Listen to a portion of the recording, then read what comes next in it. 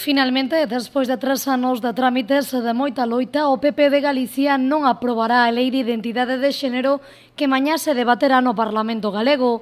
Din os populares que non é unha lei necesaria e no seu lugar van a crear unha unidade de trastorno de identidade de xénero, un feito que critican duramente dende a Asociación de Familiares de Menores Trans de Galicia, xa que non entenden por que os seus nenos ou nenas teñen que ser diagnosticados por psicólogos e psiquiatras para descartar que teñan algunha enfermidade mental. Por que aos nosos fillos hai esa sospeita detrás deles de que son enfermos mentais? Como digo, todo isto é terrible. Pensar o que nos ven.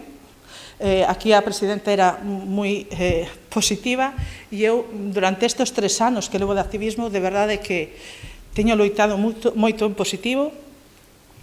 Dame a sensación de que vanse pola basoira 3 anos de activismo, espero que non. Perdón, non quería emocionarme. Bueno, polo tanto, agradecemos moitísimo, como digo, o apoio da Deputación Provincial a esta lei que o PP, en fin, rectifique, vai ser difícil, pero rectifique no último momento e vote a favor. A presidenta da Deputación dixo que é unha vergoña que en pleno século XXI se chegue a este punto de contar cun goberno incapaz de lexislar con xustiza. Unhas declaracións que se realizaron na presentación do documental Sorrisos Transformadores.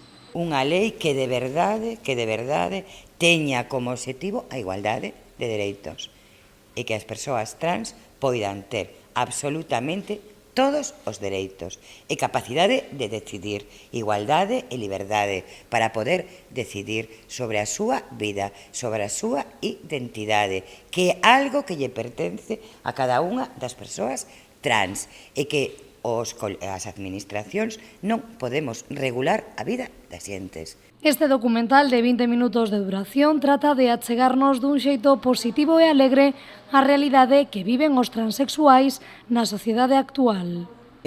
A idea que promove a campaña é que, a fin de contas, o único importante en todo isto é que os nenos e nenas e que as persoas sexan felices, máis aló de calquera cousa, non?